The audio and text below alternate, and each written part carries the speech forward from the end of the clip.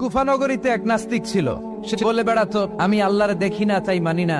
কুফানগরীর লোকজন বলে, আমাদের এক ইমাম আছে নাম নু'মান ইবনু সাবেত, ওনার সাথে বসলে তুমি আল্লাহরে দেখতে পাবা।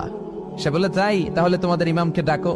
সাইয়েদনা ইমাম আবু হানিফা টাইম দিলেন, এই জুমার দিন, আজকে জুমার দিন না, এই জুমার নামাজের পরে ঠিক ভর দুপুরে 2টায় সবাই আমরা একত্রিত হব। নাস্তিকও আসবে, সাইয়েদনা ইমাম আবু হানিফাও আসবে। জুমার সালাতের পরে লোকের বন্যা বয়ে গেল, বাঁধ ভাঙা জোয়ার, অনেক মানুষ।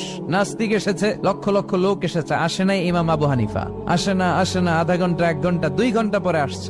নাস্তিক বলে, এই তোমাদের ইমাম যার কোনো সময়ের জ্ঞানই নাই, এর সাথে কিসের তর্ক? সাইয়েদনা ইমাম আবু হানিফা বলে, ইনদি উযর, আমার ওজর আছে।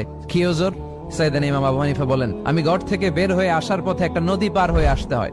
আজকে এসে দেখি নদীর মধ্যে কোনো মানুষ টানুষ নাই, নৌকা নাই, মাঝি নাই, কিচ্ছু নাই। তো হঠাৎ দেখলাম পাশে বিশাল বড় একটা গাছ। এই গাছটা এমনি এমনি 2 ভাগ হয়ে গেল। হঠাৎ গাছ থেকে এমনি এমনি লম্বা তক্তা হয়ে গেল। এমনি এমনি তক্তাগুলো জোড়ালে